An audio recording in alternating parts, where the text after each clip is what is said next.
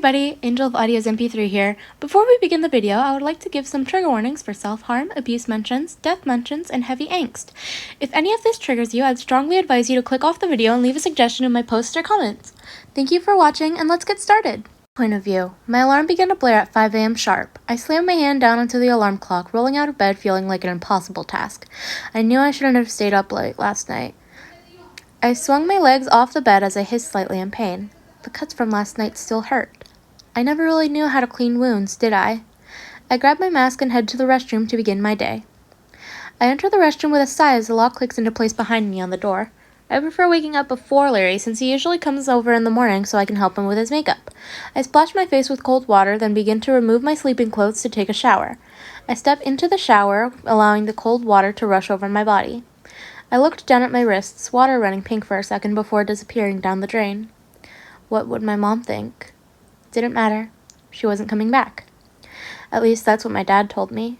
I couldn't help but feel mad at him for being so harsh to me at a young age. Yet there was always someone who had it worse than me. In a way, I don't blame him for being mad at me. After all, I did get his wife, my mother, killed. The least I could do was have a good future ahead of me, which is why I need to ace all of my classes. I grab shampoo and work it through my hair, taking extra time. I can't let people think I'm depressed or unkept. I rinse, add conditioner, and finish washing up. My eyes flick to the pill organizer. Twice a day, every day, plus insomnia medications at night. God, my meds are a mess. I dry off, wash my face, or what's left of it. People think it's hard to look at me with my mask, but they couldn't begin to fathom what it's like underneath. I brush my teeth as best as I can, which isn't much considering the huge hole in my cheek Jeff the Killer looked like on my face. Lovely. I grab my prosthetic eyeball, placing it into my empty eye socket. I look up at my face in the mirror. I grab my mask, but place it down, looking at my electric blue hair cascading down my shoulders, still damp. Ponytails or no ponytails? I asked myself silently. Whatever. It's too much effort anyway. I place the mask onto my face and clasp the two leather straps around my head. I walk out of the restroom, still on towel, into my room. I grab the same clothes I wear every day, my dark gray sweatshirt and my red ripped jeans. I make sure that my sleeves stay down, usually by wearing my gray sweatshirt that has thumb holes, but this one doesn't have them. I grab the pair of scissors that I used last night to cut 2 holes for my thumbs and my sleeves. Perfect. It's roughly about 6 a.m. Larry should be heading over any time now.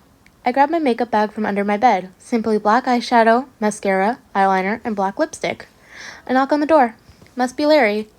I walk over to it and open it, but it's not Larry.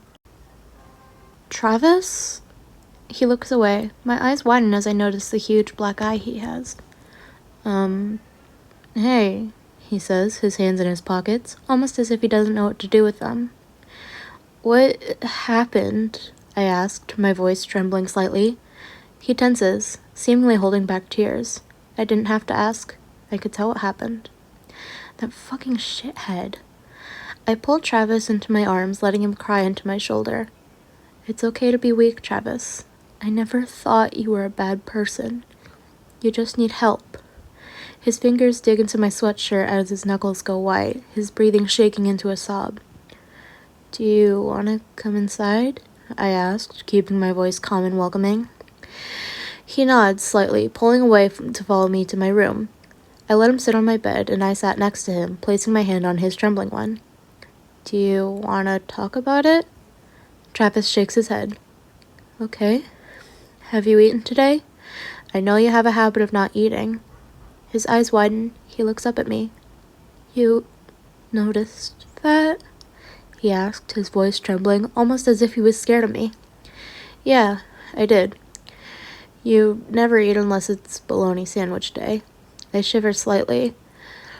His eyes flickered to the various pills on my dresser and the prosthetic eyes. Are those yours? Which ones? The eyes, he stated. Oh, they're prosthetics. It wasn't obvious one of my eyes wasn't real?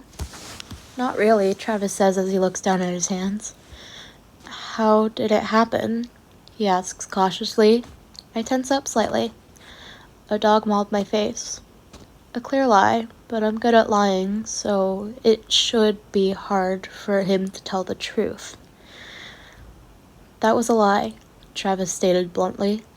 My eyes widened for a minute. What? That was a lie, Travis repeated. How did you really thought I couldn't tell a lie from the truth? Well, you thought wrong, Sallyface. I'm a liar myself, you know. He hesitates. But I won't force you to tell me what happened. I sigh. Thank you, Travis. I adjust my sleeves slightly, making sure they hide the cuts. Travis paused. He gently grabbed my wrist. I froze, yet for some reason, I didn't try to pull away. He pulled up my sleeve and paused at the cuts. Tears began to well up in his eyes yet again. Sal. Yeah? I managed to say, my own voice trembling. He pulls me into his arms, hugging me tightly. Is there a reason you... he asked, his voice trailing off. I stayed silent. I pull away and unclasp my mask, looking up at him with my real face, not the mask. His eyes widen in awe as he sees my face. You're beautiful, he whispered, reaching up to cup my face in his hands. I am? My voice cracked, and I let out a weak sob. No one's ever called me beautiful before. Travis nods. He seems to be hesitating something. Travis? What's up? I asked, tilting my head slightly. He pulls me into a kiss. Travis's point of view. Oh God, I just kissed him. My mind races as I continue the kiss. When we both pull away, we're blushing messes. Travis, he stammered breathlessly. Yeah, Sallyface? I stammered as well. You just kissed me, he exclaimed, turning a deep rouge. I did, I started. Then I put the act back into place, cocky and prideful. I did kiss you, Sallyface, I teased, smirking slightly, enjoying his flustered expression. The moment is interrupted by a knock on the door. Sal tenses, his eyes widening.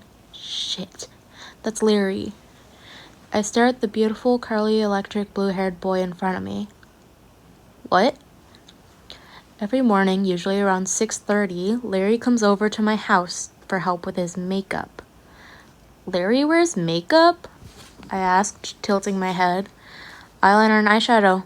You didn't notice? He states matter-of-factly, but the thing is, I didn't notice. I don't fuck with Larry. He keeps threatening to kill me, I stated. I am kind of an asshole to you, so I get it, but threatening murder? Sal shrugs, grabbing his mask from the bed. Yeah, sounds like Larry, he mumbled. If you want, I can go talk to him about it, he offered. I tensed a little. No, I don't think he'd appreciate that I'm talking to you now. You'll be okay, Travis. Come on, follow me, he says, gently grabbing my hand and leading me to his kitchen. Cereal's in the top cabinet, bowls and utensils are next to it, he states. He begins to walk out. Make yourself at home, Travis, he called. I sighed and opened the cabinets to grab cereal and a bowl. God, how long has it been since I've had an actual bowl of cereal? Or real food, for that matter. I hear some talking, most likely between Sal and Larry. I sit on the kitchen floor, silently eating the bowl of cereal in my lap. The sweetness of the milk and cereal combined felt wrong, like a rule I shouldn't be breaking. I was never allowed to have sugar, but I didn't even like my own father. Why do I give one shit about his rules? If God actually loved everyone, then he'd still love me, even if I like a boy. I finish my cereal and stand up. Since when did my legs shake this badly? I peek out of the kitchen. Hey, Sallyface? I called, my voice trembling, feeling like I had a choker of thorns around my throat. Sal was talking with Larry. He turned around to face me. Larry's eyes widened when he saw me. What the fuck, Sal? Larry whisper yelled to Sal. Language, Larry. And he's my friend. He's welcome whenever he pleases. Sal shot back. A friend who has called you slurs and has hit you before, Larry stated loudly, glaring daggers at me. I did do that at some point. I look away, still holding the cereal bowl in my hand. I hesitated. Do you want me to wash this? I whispered, my hands trembling even more than they already were. Larry's eyes softened but immediately darkened. He looks over at Sal. You're seriously gonna fall for his bullshit, Sal? Have you forgotten everything he's done to us? Everything he's done to you? He wants to change, Larry, Sal defended, his voice sharp. But I couldn't stop shame from forming in me. I didn't deserve his loyalty. I was awful to him. I hurt him because I hated myself more than I loved him. So what? You're too forgiving, Sal. One day it'll come back to bite you in the ass. Larry's words slammed into me harder than my father's fists ever had. I retreated back to the kitchen, my shoulders tense, braced for impact. I silently began to wash the dishes. All of them, not just mine. I washed the dishes as if they were my sins, scrubbing each one. I failed everyone, including God. I spaced out, trying to silence my brain and block their voices from my ears. I scrubbed each plate vigorously, every plate, bowl, fork, spoon, cup, until nothing was left. My sleeves were soaking wet. I looked down at my hands and turned off the water, hitting my head as a weak sob escaped me. Weak. The word repeated to myself endlessly. Sal's point of view. I paused in my argument with Larry, getting a feeling of dread tugging at the back of my mind. Larry, look, it's either you'll live with the fact that Travis is my friend or my voice trails off. I don't even know what I'd threaten. I'm not that kind of guy who just has threats on hand. Whatever. I turn and walk to the kitchen and freeze at the sight. Travis, hitting his head and mumbling the word weak to himself over and over again, sobbing silently. I walk up behind him and pull him into a hug, not saying anything, just holding him. I shouldn't feel like this, he sobbed into my shoulder, hands grabbing at the back of my sweatshirt so hard that his knuckles turned white. I bring one of my hands to the back of his head, gently stroking his hair in a soothing motion, as my mother once did for me many times. I feel Travis relax into my arms. Larry walks in. He sees Travis in my arms and his eyes soften. He speaks slowly. Travis? I felt Travis tense in my arms as he heard Larry's voice. Travis? Larry repeated, softer this time. Travis buried his face in my neck as he let out a sob. Don't look at me, he mumbled. Larry stepped forward. He struggled with his words for a minute. I'm not gonna hurt you, man. He rubbed the back of his neck awkwardly. Travis shakes his head. That's not... He pauses, letting out another sob into my shoulder, burrowing his head deeper into my neck. Silence filled the kitchen, almost suffocating. I tightened my grip on him, trying to steady him. Travis, it's okay. You don't have anything to be scared of with me, I mumbled to him, attempting to not recoil from the scent of his hair. No, I'm not okay, he whispered, sobbing quieter, his voice dropped even lower. I'm wrong, he stated, his voice barely audible, yet somehow louder than a police siren in the kitchen. Larry paused. Dude, he hesitated. Don't say that. You're not wrong, just damaged. He paused before continuing. Yeah, you fucked up, but who hasn't? You're fucked up in general, but who isn't? Larry stated. I tightened my grip on the trembling blonde-haired boy in my arms. We're all fucked up. Like a broken vase, I began. Yet, with the correct pieces, we can eventually be put back together with help. Yeah, it wouldn't be perfect, yet we'd all have our own unique forms of being fixed. If every pork chop were perfect, we wouldn't have hot dogs, right? I said, keeping my voice warm. Larry let out a breathless laugh that died in his throat as he noticed Travis shaking in my arms. You don't get it, Travis said. If I can't stop these urges, if I can't represent my father in a way he approves of. His voice catches in his throat as I feel him tense against me. Something bad will happen. I know it will. I felt my chest tighten. Nothing's going to happen, I reassured him. You're just feeling things. It's normal. It's human. And there's nothing wrong about it. Feelings are messy. They're supposed to be flawed. Travis went still at my words. Larry glanced at me, then back at Travis. He's right, he added, looking away awkwardly. As much as I hate to admit it. He paused, hesitating. I don't hate you, Larry stated, quieter than usual. I just can't trust you yet. Not after everything you've done to everyone. He looked at me briefly, then took a deep breath.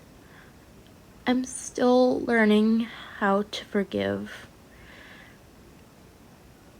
It hasn't been easy, but... Larry sighed. Look, what I'm trying to say is I won't welcome you with open arms. I doubt the group will either, but I'll save you a spot next to Sal at lunch. Travis looked up at Larry, seeming more like a scared kid more than ever. You'd do that for me? He asked, voice trembling.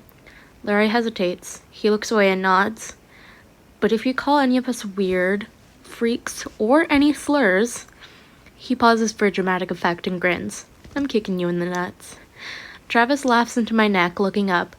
Not if I kick you first, he teased. My heart melted. What time is it? Larry's face falls faster than I'd ever seen it. Shit. He checks the time. We're late. I froze. Travis did as well. Fuck, we both said in unison. I paused as I saw Travis's hands shaking. Travis, are you okay? I asked with clear concern in my voice. Kenneth's gonna kill me. Travis began to panic and hyperventilate, shaking badly. I placed my hands on his shoulders immediately. Hey, Travis, look at me! I panicked. I'll admit, panicking probably was not the best, but I didn't know what to do. Kenneth's gonna kill me, he repeated, his voice trembling. He's not here, Travis. I pulled him into my arms, hugging him tightly, taking a deep breath. You're here with me. I glanced at Larry. With us. Larry stepped closer, concern in his eyes. Dude, you're gonna pass out at this rate. Breathe, Travis. Travis shook his head violently, now sobbing harder in panic, falling to his knees on the floor. You'll know I was late. I cut him off gently with a shush. I then placed a hand on my chest. Follow my breathing, okay? After a few minutes, Travis ended up calming down slightly, still shaking and sniffling a little. Whatever happens, we face it together, I stated firmly, looking down at Travis on the floor as I extended my hand to him. He looks up at me. Together? He mumbled the last words, almost as if it were foreign to him. Larry looks away. Yeah. Don't be dramatic about it. This can be temporary if you piss me off. He points at Travis. Don't make me regret this. A weak laugh escaped Travis's throat. His shoulders got a little less tense. He hesitates. I don't know what to do, he admitted quietly. I smiled beneath my mask. That's okay. I glanced at Larry, recalling the first time he saw my face. We take small steps, even if they feel huge. I paused before adding, and we help each other take those steps. We move forward together, no matter what. I grabbed my bag and tossed it over my shoulder. First step, we're already late. But either way, Larry groaned. We're so fucked. Step 2, we handle this together, I state firmly.